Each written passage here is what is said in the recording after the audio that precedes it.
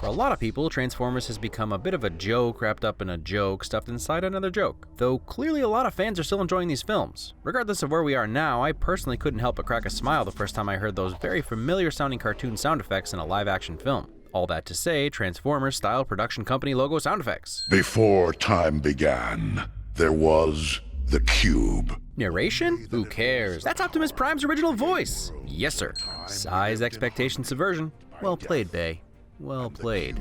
The 2022 Qatar World Cup promo video. No wonder Sepp Blatter was fired. I mean, how many times we don't speak Spanish? Josh Duhamel may be a poor man's Timothy Oliphant, but his first line being an honesty joke gets him a point from me. So, honesty. This movie does two things very, very well. This is the first. Sound design is always precisely on point. Gives you that weird feeling below your ribcage. At least that's my technical medical diagnosis. Ha! Love that creepy flicker. Whoa. Dude, that's Optimus Prime's face. Say what you will about Michael Bay, he does not waste any time showing us what we came to see. And these transformation effects are the second thing this movie does really just extremely well. And Transformers have never had such an imposing size or come off quite as powerful compared to humans. And the destruction is just awesome. I mean, seriously, throwing tanks and choppers around? Ha! I knew Tab wasn't a plastic surgeon before coming to work for House. Shia. On behalf of all humanity, let me apologize to you. We broke you. It's not your fault. Child actors have a hard time in general, but the fame and probably more importantly the infamy you received in your youth for the Transformers films had to help shape the course of your life. So we're sorry. Okay, here's the dream. Your B-, dream gone. And I personally love Shia's comedy style and delivery as Sam. Like Louis Stevens, but with more cocaine. Just ask yourself, what would Jesus do? No sacrifice, no victory! Determination. Oh, you gotta be kidding me. Yeah, I am. You're not getting a Porsche. Parenting win, if you hate your kids. Seriously, I hope this inspired a whole generation to promise themselves they'd never bully their children for no apparent reason. See, like a parenting inspirational win. Hey! What? Your cousin out that damn clown suit, having a heat stroke again. Rest in peace, Bernie Mac. For having such a small part in this film, he steals this entire scene. Car picked the driver. It's a mystical bond between man and machine. Bumblebee shadowing that goes on for an entire trilogy. She's deaf, you know?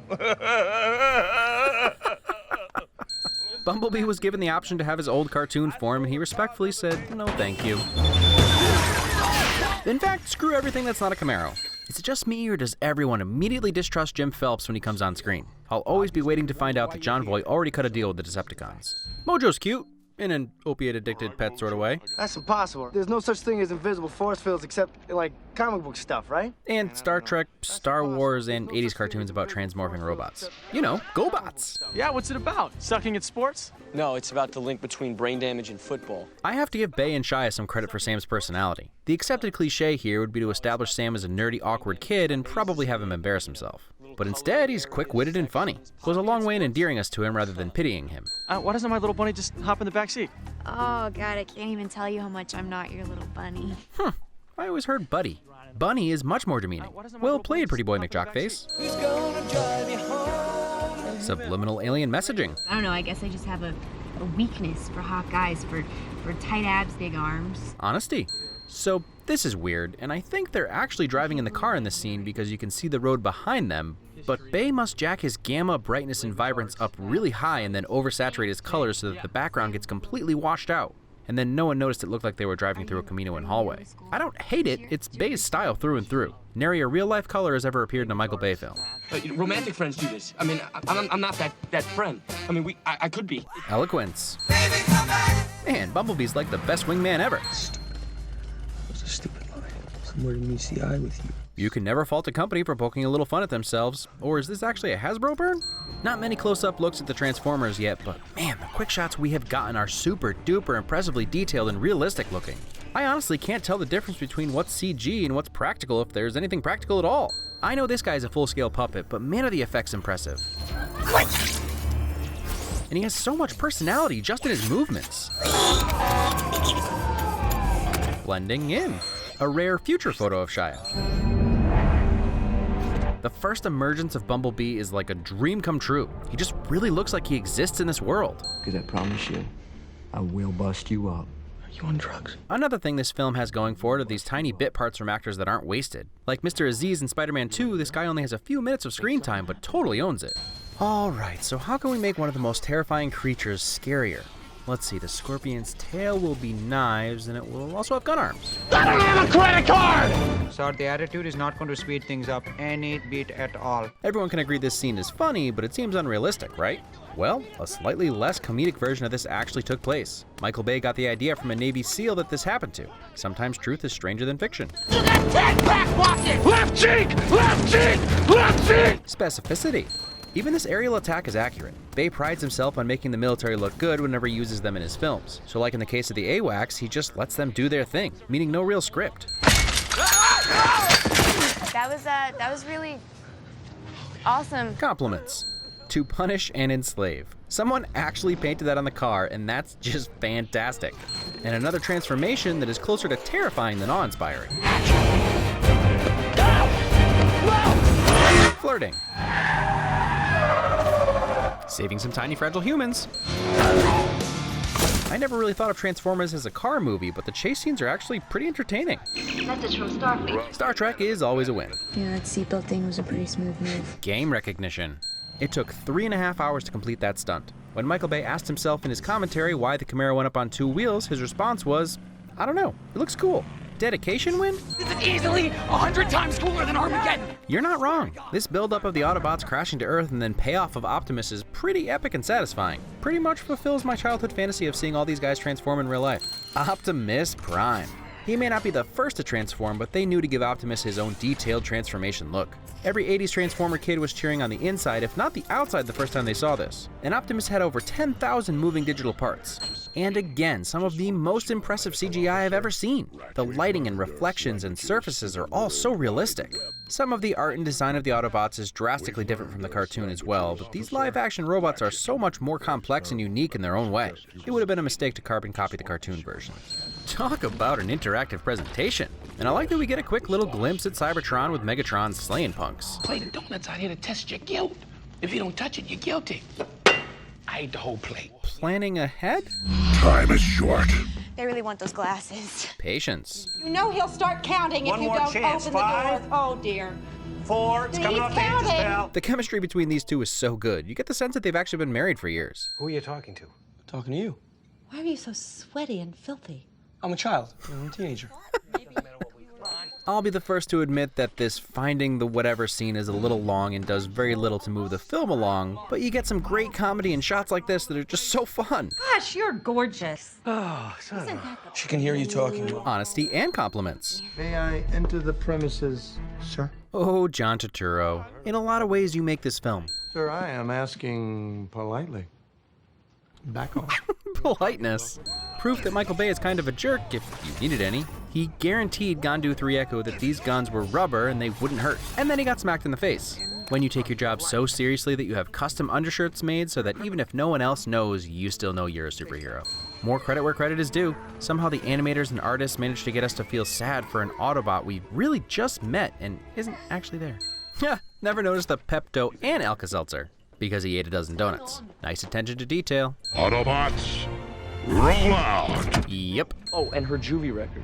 That's got to be gone, like forever. Negotiation skills. Microchip, spaceflight cars, all reverse engineered by studying him.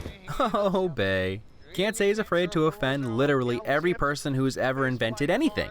Ever. So that's a courage win. President Hoover had the dam built around it. Perfect way to hide its energy. And the engineers of the Hoover Dam, since it was just to hide robot stuff. Mean little sucker, huh? That thing is freaky. I don't know. I think he's kind of cute. Could be the apparently Finnish samurai-inspired armor. Now that's an entrance. Why don't the Autobots have any flying robots? Starscream wins coolest Decepticon, at least until Megatron shows up. Loyalty. You don't know. Maybe you know, but I don't. John out, Shia LaBeouf's Shia. It'll work. Anything's possible. You see that? Optimism. You know, I think Megatron was probably always crazy angry, but freezing the dude for decades probably didn't help anything. So maybe the humans are responsible for his insanity? But man, does Hugo Weaving add a whole new level of dominance with that ground-shaking voice. Now that's an exit, and an entrance. Sorry, Starscream, Megatron does have you beat in coolness factor points. You fail me yet again, Starscream. And that voice, goodness, shivers down the spine from Agent Smith. Not every day you get to see a big rig do a power slide in unison with a bunch of other cars. Say what you will about this movie as a whole, these full-speed transformations leading into the highway showdown is still some pure, unbridled action fun. And Bone Crusher roller skating through cars and buses still looks just as awesome as it did 10 years ago.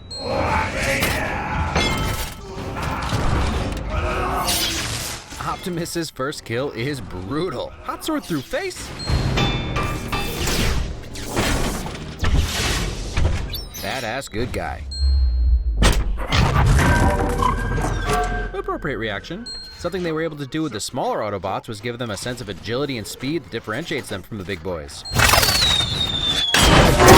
The sound design and different intonations given to the Autobots and Decepticons is phenomenal. The sound effects themselves tell a story. You want a piece of me? You want a piece? No! I want two! Not to be outdone by Optimus Prime, Megatron's first kill is pretty brutal as well. Amazing the things you can get away with when everyone's a robot. This movie would be rated NC-17 on Cybertron. Signal the chopper and set the thrust. Listen to me, you're a soldier now. Encouragement? Megatron Prime! With anyone else saying these lines for any other reason, I'd be rolling my eyes. But instead, Megatron and Optimus give me goosebumps. Even if Megatron doesn't turn into a giant gun. Either way, Optimus and Megatron's throwdown is pretty epic, and it's one of those times who's who and the geography of the fight stays pretty clear and captivating. And hey, that's kind of turning into a gun, even if it's no Walther P-38. Real cars being yanked by cables, real explosions. I mean, this world is pretty terrifying without the CGI robots. But Shia and slow motion and sound design all sell the fear so well. Did that jerk just dent my car? Best audition for Cloverfield. You can just hear the pitch meaning. Fine, you guys can use the 360, but you have to have our iconic branded sound. And we want that airport security guy from Fight Club. No, you know who I'm talking about. I'll drive, you shoot! Teamwork. Saving your little human buddy. You would think getting flicked across the street by Megatron might stop you from making future movies, but apparently not. Yes, that was Michael Bay. And even though Optimus is different from the cartoon, I really like that he uses this face mask in battle that's reminiscent of his original face. Does his mouth have sound wave patterns in it for teeth, or am I just imagining things? It's you and me, Megatron. No, it's just me, Prime. Really, if I'm going into battle with my nemesis, I'm saying his name, and I'd hope he'd say mine. It's just polite. No one likes to see good guys dying and bad guys winning, unless of course they do it in a really awesome way. I guess there was no way for Sam to really know what would happen, but based on Optimus's sacrificial tone, I figured he assumed it was safe to say it would destroy them both. Sam, put the cube in my chest now! And I give them credit for making the hero of the day human rather than an Autobot. The Laurentian Abyss is 7 miles below sea level, deepest place on our planet. I mean, I think I'd at least try to melt them down or something, but since that seems like it's probably impossible, alien metal and whatnot, that's as good a solution as any. Now, that's a good friend, one that lets you make out with your girlfriend while lying on top of you. Like us, there's more to them than meets the eye. Optimism Prime. Come on, you all saw it coming. You know, that's how we know we live in a free land. They'd say, hey, duck and cover. I really haven't given Julie White enough credit. She's amazing. It's kind of a different size than it is on television. Has our culture hit that mark when it's time to circle back around to liking Transformers because it's so cliche to hate Transformers at this point? I feel like I'm beating a dead horse when it comes to these 80s cartoon adaptations, but do you remember the cartoon? More importantly, do you remember who the cartoon was targeted towards and why? So while these films aren't explicitly made for children, they are designed to appeal to our childhood nostalgia. And unlike the original cartoon, not just to sell Hasbro toys. But still, the people who grew up on Transformers are not the only target demo. So argue with the marketing strategy all you want, but that's why it appeals to 30-year-olds and kids alike. And let me be clear, if you're an adult that enjoys these movies, it doesn't mean you have the mental capacity of a child, it means you have the heart and excitement of a child. And unless this is your first video of mine, I've been pretty clear about the age of my heart. And that's not to say that watching giant autonomous robots walking, talking, fighting, and, well, transforming isn't totally awesome, even if you didn't grow up on the cartoon. I poked fun at why the Autobots don't transform into aerial vehicles, but there's a very clear reason. It's to maintain continuity amongst the different factions. It's confusing enough as it is, which is ironically another very common complaint. Bay has a tendency to cut often and fast, so it's easy to get lost in the action scenes. Now throw in the Transformers changing into different vehicles, and good luck tracking with the film. Also, just as an example, this last set piece was filmed on 4 different streets, 2 in LA, 1 in Detroit, and 1 on a studio backlot. While the geography may have confused you at times, we never felt like we were in completely different locations. So the man knows what he's doing. Michael Bay is such an interesting director. Personally, I think he's a genius. Not in the Alfred Hitchcock, Stanley Kubrick, or even Christopher Nolan genius way, although he's similar to Christopher Nolan. Hear me out. The thing that separates Nolan from other directors is his ability to make somewhat thought-provoking films marketable and accessible. Now, no one would accuse Michael Bay of making a thought-provoking film, but marketability? The man creates media that we consume. While Nolan has put out heady films, he also manages to appeal to the lowest common denominator. Bay knows what he's doing. Every film he's made could be looked at as a satirical statement about the excesses of American culture. Maybe that's too much credit, but you can't deny the man's brand. He loves explosions, attractive women, bright, oversaturated colors, and sunsets? Nighttime? Huh. And he's talented. The way he blocks and shoots a film and then is able to seamlessly incorporate effects is impressive. And Transformers was really a huge step forward, having 100% CGI characters that still fit into the world as if they belong.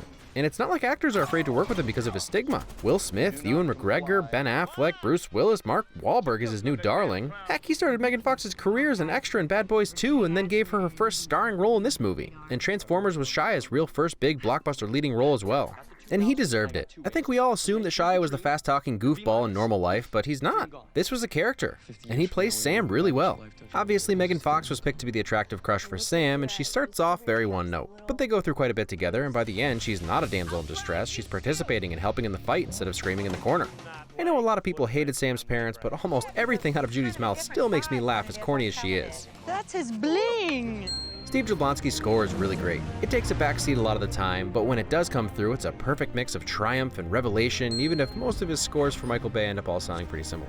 In the end, I don't think anyone went into this movie expecting to be challenged or inspired too much, and I know some of you hate this expression, but this is one of those films where if you just kind of turn off your brain a tad, it can be easier to enjoy. Go along for the ride and experience the emotion, of which there's plenty. No sacrifice, no victory. No sacrifice, no victory. Something I respect Bay for is how often he says things like, I shot this and I don't know why. I thought it would be cool. He's honest about what he creates. Who can't respect that? And as an introduction to this universe and characters, I think this film does a lot right. And hey, the effects still hold up, but this really is a fine movie. Things progressed as the sequels went on, but The Last Night actually looks fun. Let's be honest, nothing's gonna stop Bay now.